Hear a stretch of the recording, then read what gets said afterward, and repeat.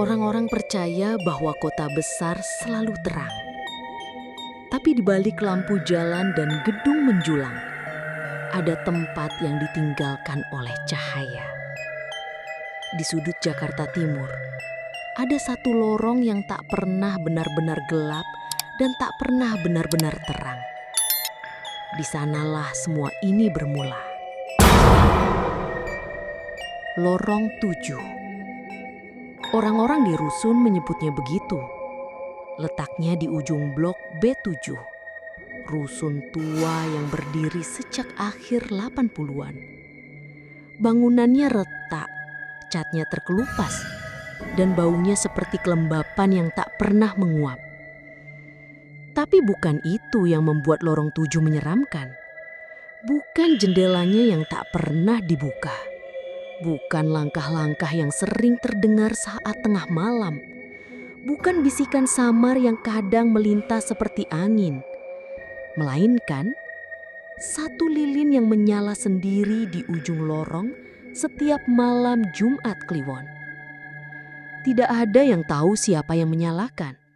Tidak ada yang tahu siapa yang meletakkan.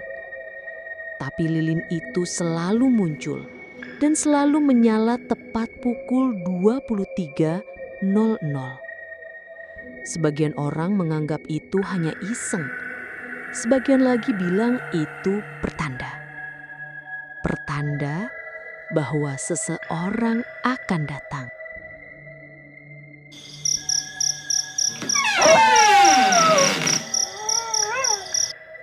Lorong 7 tak hanya gelap, ia sunyi dengan cara yang berbeda. Sunyi yang membuatmu bisa mendengar detak jantungmu sendiri saat melangkah. Sunyi yang seperti menunggu kamu bicara agar bisa membalas.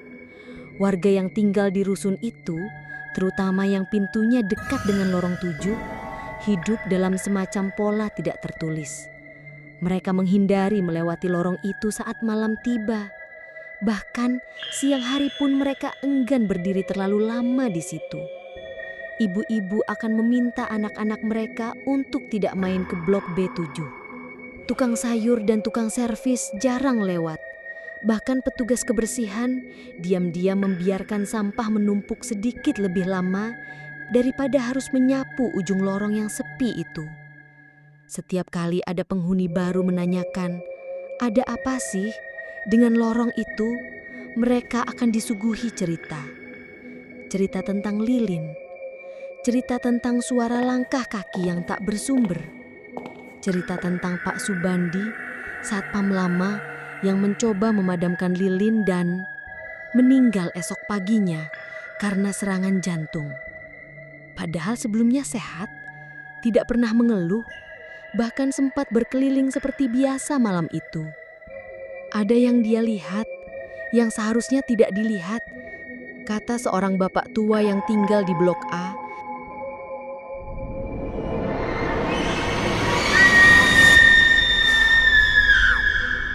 Rian baru bekerja di rusun blok B7 selama 2 minggu saat pertama kali mendengar tentang lorong 7. Ia mendengarkannya seperti mendengar cerita rakyat, dengan senyum kecil dan rasa ingin tahu yang cenderung sinis. Ia pikir warga terlalu percaya hal mistis. Buatnya semua bisa dijelaskan. Paling itu lampunya korslet atau ada orang iseng naruh lilin supaya viral.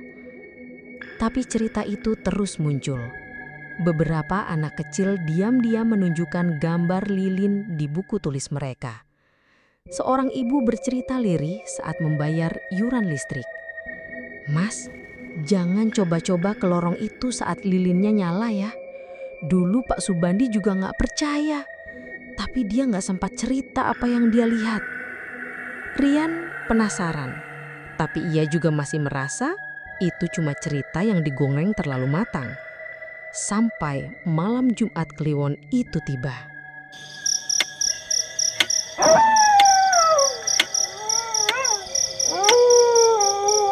Di layar monitor pos jaga, Rian melihat sesuatu muncul di kamera lorong.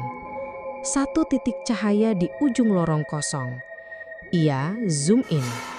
Tak ada orang, Tak ada pergerakan, tapi cahaya itu nyata, stabil. Nyala lilin, berdiri sendiri. Dan saat itu pula hawanya berubah. Angin mendesis seolah menelusup dari jendela tua. Lampu ruang jaga sedikit redup. Dan entah kenapa, CCTV ke lorong lain mulai kehilangan sinyal satu persatu. Rian berdiri, mengambil jaket, senter, dan sebuah korek api. Kalau ini cuma iseng, gua matiin sekarang juga. Gumamnya.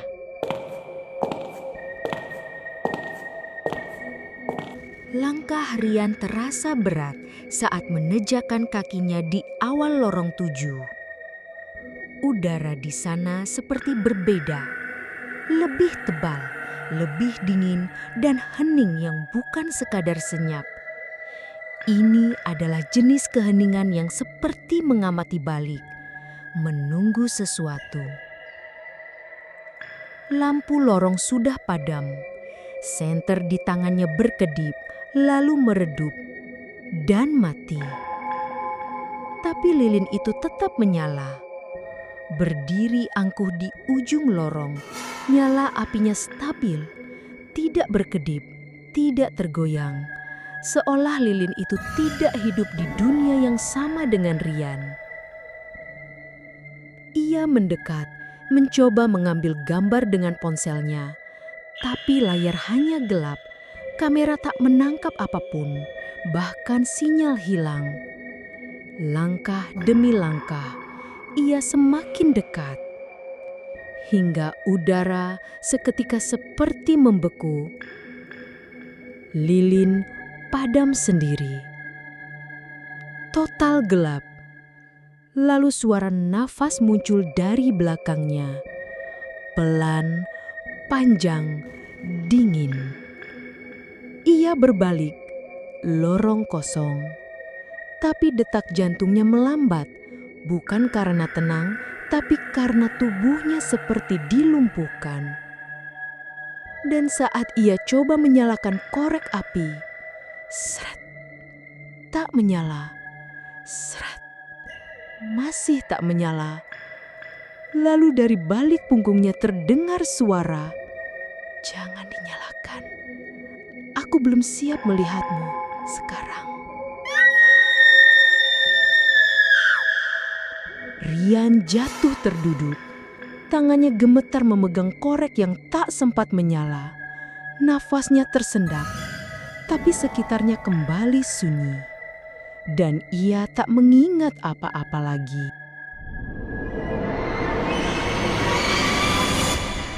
Pagi harinya, pintu pos jaga terbuka setengah. Penduduk menemukan Rian duduk diam di ujung lorong 7. Matanya terbuka, tapi kosong. Ia tidak bicara, tidak merespons, hanya menggenggam korek api dengan tangan yang gemetar. Tidak ada luka, tidak ada jejak kekerasan. Tapi jiwanya, begitu kata para tetua blok, seperti digigit sesuatu yang tak terlihat. Rian dibawa ke rumah sakit. Diagnosa medis menyebutnya katatonia mendadak. Tapi warga tak yakin itu hanya urusan medis. Mereka tahu, mereka sudah pernah melihat tanda-tanda serupa pada orang lain di masa lalu. Dan sejak hari itu, lilin tidak menyala lagi. Tapi bukan berarti keadaan membaik, karena justru ketakutan mulai menyusup lebih dalam. Mereka bukan lagi takut pada lilinnya, tapi pada ketiadaan lilin itu. Karena lilin dulunya adalah peringatan. Sekarang, mereka tidak tahu kapan giliran berikutnya datang. Ibu-ibu mulai menaruh bunga melati di lorong. Anak-anak tak lagi lewat sama sekali. Bahkan suara yang dulu hanya terdengar samar, kini muncul lebih sering. Ada yang mengetuk pintu, tapi saat dibuka, lorong kosong. Ada yang menangis di kamar mandi, padahal rumah dalam keadaan kosong. Dan setiap malam Jumat Kliwon, seluruh blon akan padam 5 detik. Lalu menyala kembali. 5 detik yang cukup untuk membuat bulu kudut berdiri.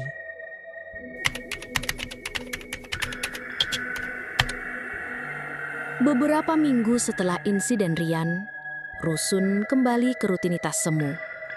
Tapi ketegangan tak benar-benar hilang.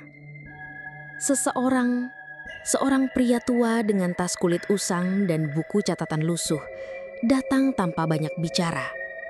Ia memperkenalkan diri sebagai peneliti folklor dan arkeolog urban. Namanya Pak Malik. Warga tak begitu peduli awalnya. Tapi setelah 3 hari ia mondar-mandir diam-diam di sekitar lorong 7, orang mulai bertanya. Pada malam keempat, ia menggelar diskusi kecil di aula Blok A. Di sana, ia membagikan temuannya. Lokasi rusun ini dulunya bukan lahan biasa. Ucapnya perlahan. Pada awal abad ke-20, ini adalah bagian dari kompleks pemakaman kolonial. Tapi bukan makam biasa. Ini tempat dikuburnya orang-orang yang tidak diterima oleh masyarakat, termasuk mereka yang dituduh menyimpang atau memiliki praktik terlarang. Ia menunjukkan peta tua yang menunjukkan struktur tanah yang aneh, yaitu sebuah lorong panjang yang dulunya digunakan sebagai jalur prosesi terakhir. Di ujung lorong, tempat yang sekarang menjadi titik lilin menyala, dulunya adalah altar sederhana, tempat satu peti diletakkan sebelum dikubur. Satu nama muncul berulang kali dalam arsip. Nyonya H, seorang perempuan yang dieksekusi setelah dituduh membunuh suaminya dan melakukan praktik malam. Istilah untuk ritual goib yang tak disebutkan rinciannya. Yang aneh, lanjut Pak Malik, jasadnya tidak pernah ditemukan.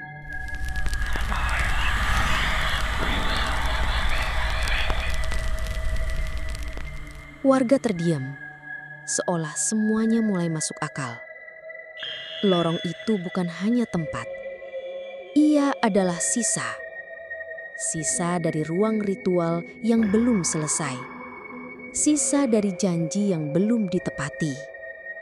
Dan lilin adalah satu-satunya tanda bahwa dia masih mencari jalur untuk kembali.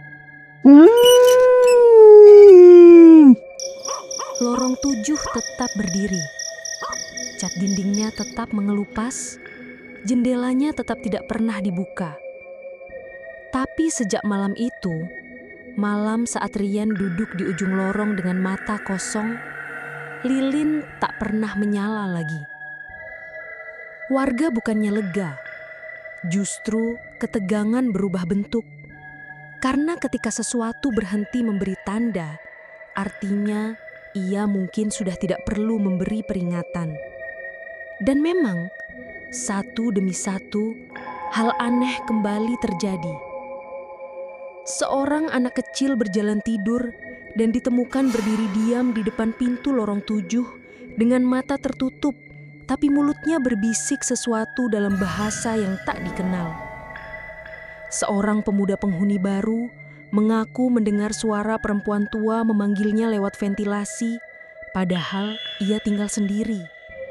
Dan malam Jumat Kliwon berikutnya, selama 7 detik, seluruh blok rusun mendadak kehilangan cahaya. 7 detik sunyi total. 7 detik cukup untuk membuat semua orang sadar lilin belum padam. Ia hanya pindah tempat. Dan kamu, kalau suatu malam kamu melewati lorong gelap, bukan hanya di rusun itu tapi dimanapun, dan kamu melihat cahaya lilin menyala sendiri di lantai, berbaliklah. Jangan dekatkan langkahmu. Jangan nyalakan apapun. Karena mungkin itu adalah lilin terakhir yang pernah padam dan sedang menunggumu menjadi cahaya berikutnya.